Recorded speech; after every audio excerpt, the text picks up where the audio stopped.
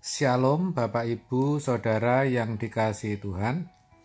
Seri pengajaran hari ini berjudul Kekristenan itu Kesederhanaan. Saudara, kekristenan itu sejatinya identik dengan kesederhanaan. Hal itu tampak ketika Kristus lahir dan datang ke dalam dunia. Ia tidak dibaringkan di spring bed di satu rumah sakit atau di suatu tempat yang layak lainnya, tetapi dibaringkan di palungan, di suatu kandang domba. Dikatakan, dan ia melahirkan seorang anak laki-laki, anaknya yang sulung, lalu dibungkusnya dengan lampen dan dibaringkannya di dalam palungan, karena tidak ada tempat bagi mereka di rumah penginapan. Lukas 2 ayat 7.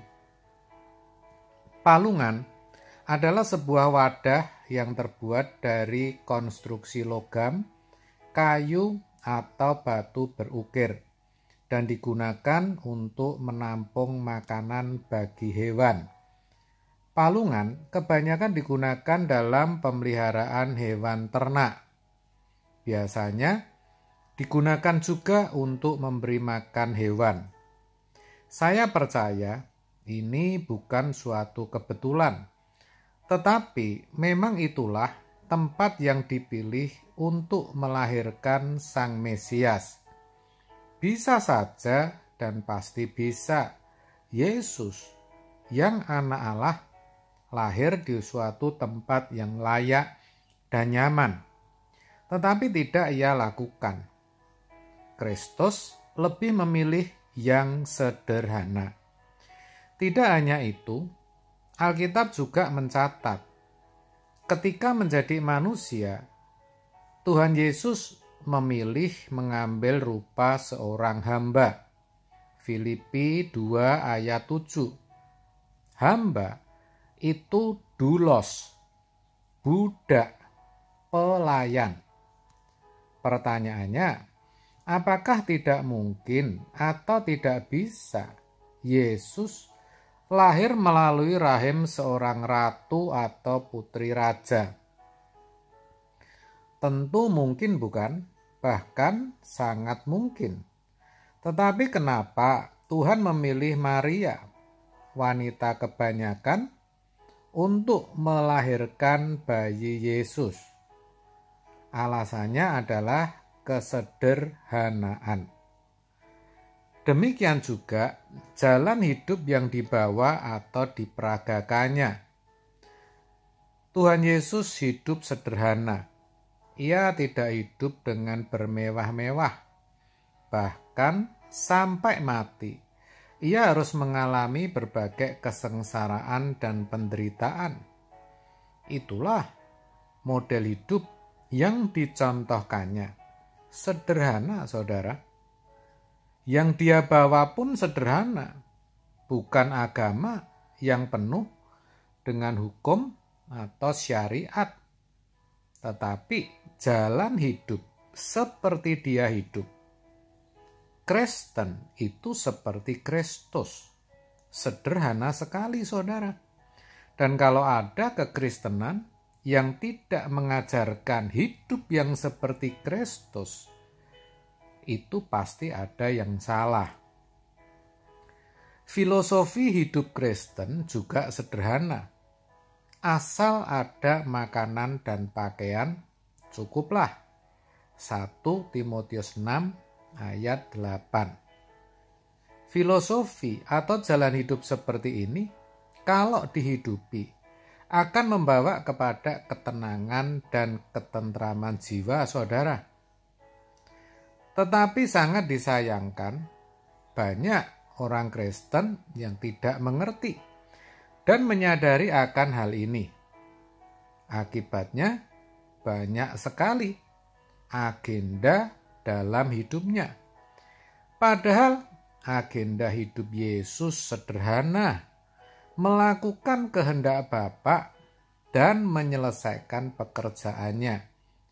Itu saja seperti dituliskan dalam Yohanes 4 ayat 34. Bukan tidak boleh ingin memiliki ini dan itu, meraih gelar, pangkat, kedudukan, dan sebagainya. Tetapi kalau itu tidak sesuai kehendak Bapa, tidak untuk kepentingan Tuhan, ya percuma saudara. Makanya sebagai orang Kristen kita harus benar-benar hidup berhati-hati. Jangan macam-macam. Nggak perlu memikirkan yang tinggi-tinggi, ntar malah jatuh.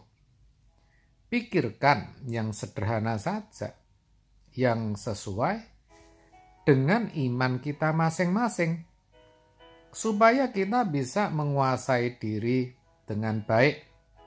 Seperti yang dinasihatkan Rasul Paulus dalam Roma 12 ayat 3, di mana dikatakan, berdasarkan kasih karunia yang dianugerahkan kepadaku, aku berkata kepada setiap orang di antara kamu, janganlah kamu memikirkan hal-hal yang lebih tinggi daripada yang patut kamu pikirkan.